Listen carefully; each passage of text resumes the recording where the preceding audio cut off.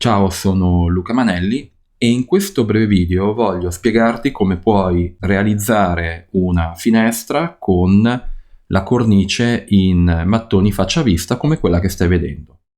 La prima cosa che vado a fare sulla finestra è quello di andare ad attivare la piatta banda. La piatta banda è un parametro già inserito all'interno dell'oggetto finestra. Per quanto riguarda il davanzale, ho utilizzato un davanzale in mattoni e gli sporti laterali sono impostati su 24 cm.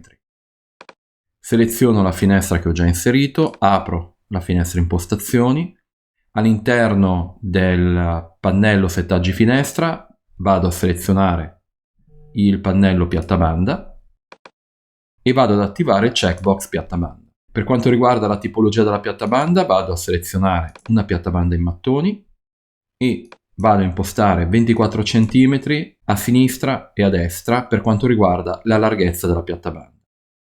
Per quanto riguarda la sua altezza, anche qui vado a impostare 24 cm e confermo con OK. Quello che ottengo è questo tipo di risultato. Ora devo andare a inserire lateralmente a sinistra e a destra un rivestimento che vada a simulare i mattoni. Per fare questo, all'interno della libreria di Archicad, nella cartella Muri Extra, abbiamo l'oggetto conci d'angolo.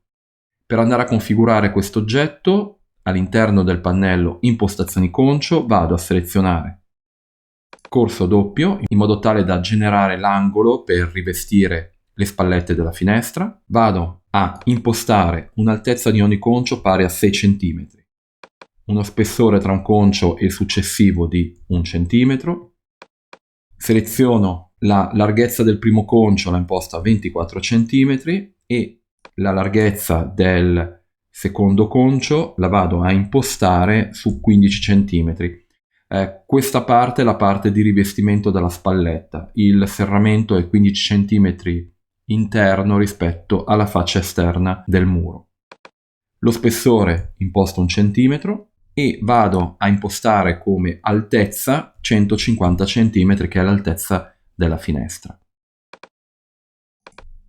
Confermo con OK e vado a inserire l'oggetto in questo punto.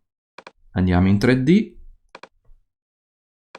vado a muovere verso l'alto fino all'architrave, lo seleziono perché vado a modificare il materiale di superficie.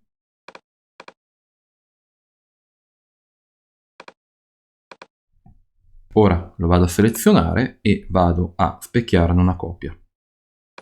L'asse di specchiatura è al centro della finestra e abbiamo creato la finestra con la cornice in mattoni.